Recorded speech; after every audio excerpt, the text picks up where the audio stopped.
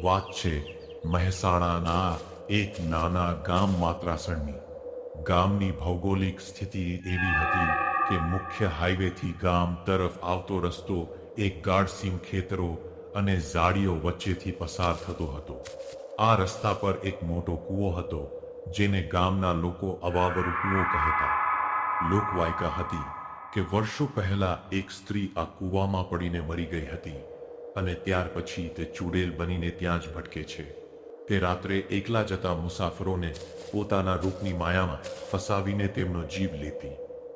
ગામનો એક 25 વર્ષનો યુવાન વિક્રમ, જે શહેરમાં નોકરી કરતો હતો, તે દિવાળીના તહેવાર પર મોડી રાત્રે પોતાની બાઇક લઈને ગામ તરફ આવી રહ્યો હતો. રાતના બરાબર 11:30 વાગ્યા હતા. વિક્રમની બાઇક સીમના રસ્તા પરથી પસાર થઈ રહી હતી. ચોમેર ઘાટ અંધારું હતું અને માત્ર તેની બાઇકની હેડલાઇટનો જ પ્રકાશ હતો. અચાનક કૂવા પાસે પહોંચતા જ તેની બાઇક ધડધડ અવાજ કરીને બંધ થઈ ગઈ. વિક્રમે બાઇક સાઈડમાં ઊભી રાખી અને કિક મારવા લાગ્યો, પણ બાઇક સ્ટાર્ટ ન થઈ. તે જ સમયે કૂવા પાછળથી એક અત્યંત મધુર અવાજ આવ્યો.